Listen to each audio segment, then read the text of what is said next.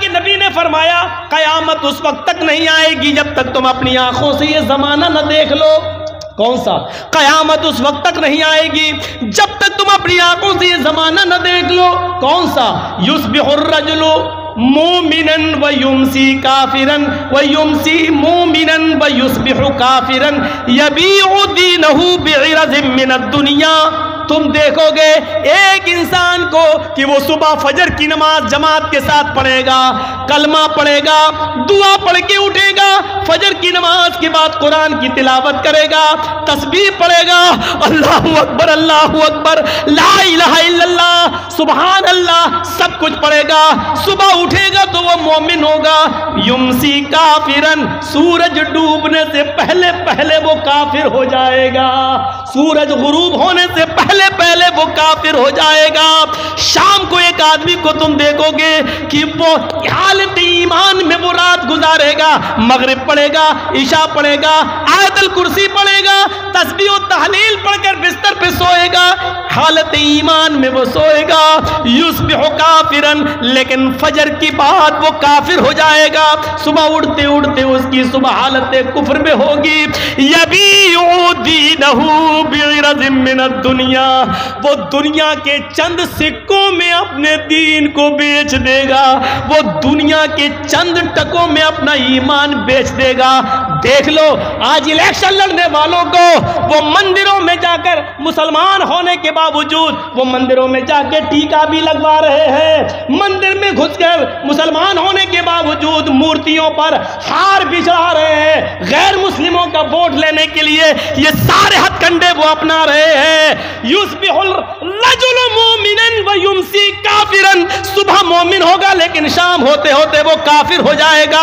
شام کو مومن ہوگا, صبح ہوتے ہوتے وہ کافر ہو جائے گا. یبیع دینہ بعرض من الدنیا, وہ دنیا کے چند سکوں میں اپنے دین کو بیچ دے گا. آج اس کا جیتا جاگتا نمونہ اپنی بہار کی سرزمین پر تم دیکھ سکتے ہو, اپنی پورنیہ کی دھرتی پر تم دیکھ سکتے ہو, کٹیہار کی سرزمین پر تم دیکھ سکتے ہو, پورے بہار کی سرزمین پر تم دیکھ سکتے ہو, اور اس میں داڑھی والے بھی شامل ہیں, تم ان کو بھی دیکھ سکتے ہو. اللہ کے رسول نے اسی طرف اشارہ کیا تھا, آنے والے زمانے میں مجھے ڈر ہے کہ کہیں دین کی محبت, مال و دولت کی محبت تمہیں دین سے دور نہ کر دے. اس کے بعد فجر کی نماز پڑھائی اللہ کے نبی نے, اور نماز پڑھانے کے بعد آپ نے لوگوں کو ان کا حق دیا, اتنا دیا کہ اس دن کوئی ناراض نہیں ہوا. اتنا مال آیا, زندگی میں سب سے زیادہ مال ہاتھ لگاتا, سب سے بڑا مال, بہت بڑا خزانہ ہاتھ لگاتا. آپ نے کنجوسی نہیں کی, سب کو دیتے چلے گئے. مال سے بھرے ہوئے 2 تھیلے اللہ کے نبی کے حصے میں بھی آئے, مال سے بھرے ہوئے 2 تھیلے اللہ کے نبی کے حصے میں بھی آئے. اس کو اٹھا رہے ہیں تو اٹھا نہیں پا رہے, اس کو اٹھا رہے ہیں تو اٹھا نہیں پا رہے, لیکن فرمایا اپنا اپنا مال لے کر جاؤ. اس لیے اللہ کے رسول کو بھی اپنا حصہ خود اٹھانا پڑا. اٹھا رہے ہیں لیکن مال اتنا تھا کہ اٹھ نہیں رہا ہے, پھر بھی کوشش کرتے ہو جس طریقے سے چل پا رہے ہیں چل رہے ہیں. صحابہ اپنا اپنا حصہ لے کر چلے گئے. 2 تھیلے اللہ کے نبی کے حصے میں بھی آئے. جیسے آپ نے ان دونوں تھیلوں کو اٹھایا, مسجد سے باہر نکلے, اپنے گھر کی طرف آگے بڑھنا چاہتے ہیں, کیا دیکھتے ہیں کہ دائنی طرف ایک 7 سال کا بچہ کھڑا ہے, بائیں طرف ایک 9 سال کا بچہ کھڑا ہے. دائیں طرف دیکھا, اس نے ایک ہاتھ پکڑ رکھا ہے, تھیلا چھین رہا ہے. دوسری طرف دیکھا, 9 سال کا بچہ میرا دوسرا تھیلا پکڑ کے کھینچ رہا ہے.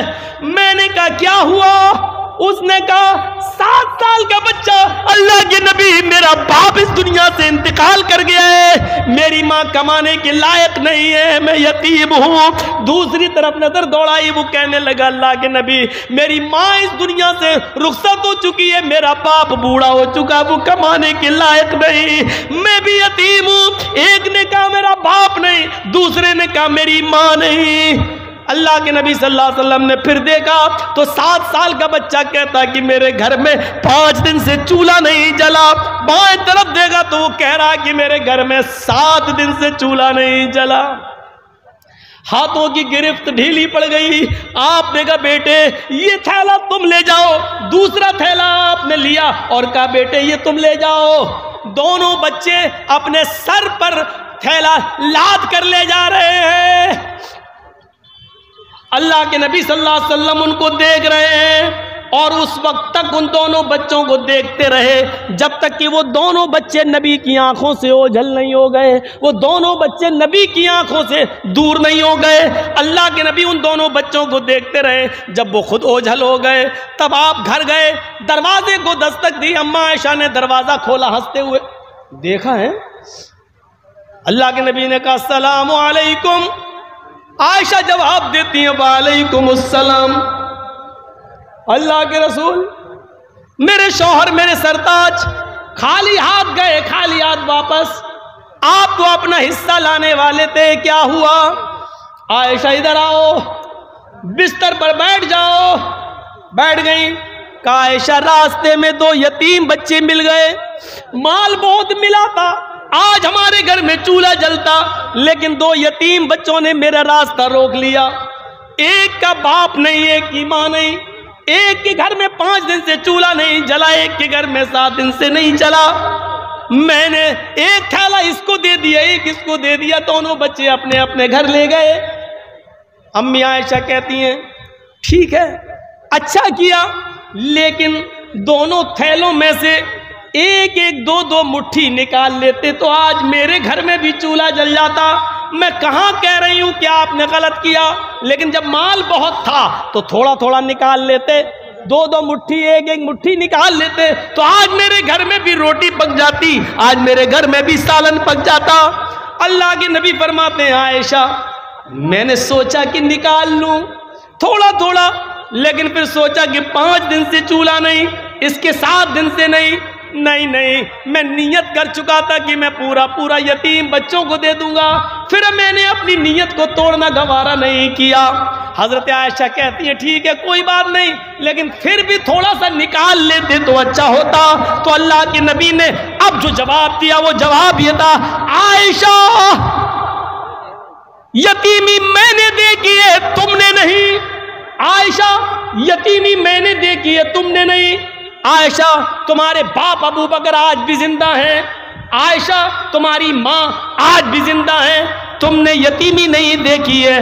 یتیمی کا درد مجھ سے پوچھو. جب میں اپنی ماں کے پیٹ میں تھا 7 مہینے کا تھا, ابھی 9 مہینے پورا ہونے میں 2 مہینے باقی تھے. میرا اس دنیا میں آنے میں 2 مہینے کا وقت باقی تھا. میرا باپ مجھے میری ماں کے پیٹ میں چھوڑ کے دنیا چھوڑ کے چلا گیا. جب میں باہر آیا میں نے سنسار میں نے اس دنیا میں نے مکے کی فضا میں جب کھلی سانس لی تو بڑا ہونے کے بعد پتا چلا کہ میرے پیدا ہونے سے 2 مہینے پہلے ہی میرا باپ اس دنیا سے چلا گیا. عائشہ یتیمی کا درد مجھ سے پوچھو. جب میں 6 سال کا ہوا میری ماں مجھے اپنے ننیال, میرے ممیال یا ننیال لے کر گئی. مجھے میرے ماں اور نانا کے گھر لے کے گئی. جب میں لوٹ کے وہاں سے واپس آ رہا تھا میری ماں میری انگلی پکڑ کے مجھے چلا رہی تھی. مقام ابوا, راستے میں ایک مقام پڑتا ہے, وہی میرے باپ کی قبر تھی. میری ماں کہتی ہے بیٹے چلو تمہیں تمہارے ابو کی قبر دکھاتی ہوں. میری ماں نے جب مجھے میرے باپ کی قبر دکھائی اسی وقت میری ماں بھی اپنے شوہر کی جدائی برداشت نہ کر پائی اور اسی وقت وہ بیٹھ گئی قبر پر. بیٹھتے ہی اس کو اٹیک پڑتا ہے اور میری ماں کی روح قبض سے انصری سے پرواز ہو جاتی ہے. عائشہ ایسا دن کبھی دیکھا ہوگا کہ ابھی اپنے باپ کی قبر دیکھ رہا ہوں اپنی آنکھوں سے, ابھی رو کر آنکھیں خشک بھی نہیں ہوئی. پلٹ کے دیکھا تو ماں کو بھی مرا ہوا پایا, پلٹ کے دیکھا تو ماں بھی اس دنیا سے چلی گئی. یعنی باپ کی قبر کو دیکھ کر ابھی پلٹا بھی نہیں تھا کہ ماں بھی مجھے چھوڑ کے چلی گئی. یتیمی کا درد میں نے دیکھا ہے. عائشہ جب مجھے میرے دادا نے پالا اور جب میں 8 سال کا ہوا تو میرا دادا بھی مجھے چھوڑ کے چلا گیا.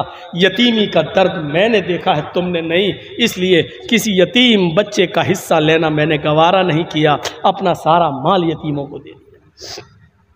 حضرت عائشہ فرماتی ہیں وہ تقریباً زوال کا وقت تھا جب اللہ کے نبی صلی اللہ علیہ وسلم نے مجھے یہ بتایا. اس کے بعد آپ لیٹ گئے تھوڑی دیر کے بعد زوال کا وقت ختم ہوتا ہے، ظہر کا وقت لگ جاتا ہے۔ حضرت بلال نے اذان دی، اللہ کے نبی نے وضو بنایا، اور وضو بنانے کے بعد مسجد میں جب ظہر کی نماز پڑھانے کے لیے گئے تو آپ نے نماز پڑھانے کے بعد ان دونوں یتیم بچوں کا دماغ میں بھرا ہوا تھا، یتیم بچوں کے بارے میں وہ آپ کے ذہن میں تھا۔ آپ نے وہاں لوگوں کو بتایا، لوگوں انا وکافل الیتیم فی الجنت کہاتین، انا وکافل الیتیم فی الجنت کہاتین، لوگوں قیامت کے دن میں اور پڑوسیوں کی پرورش کرنے والا، میں اور پڑوسیوں کو اور یتیموں کو کھلانے پلانے والا، قیامت کے دن میں اور یتیموں کی پرورش کرنے والا، یتیم بچوں کو پالنے پوسنے والا، یتیم بچوں کا خیال رکھنے والا، قیامت کے دن ہم دونوں جنت میں ایسے رہیں گے۔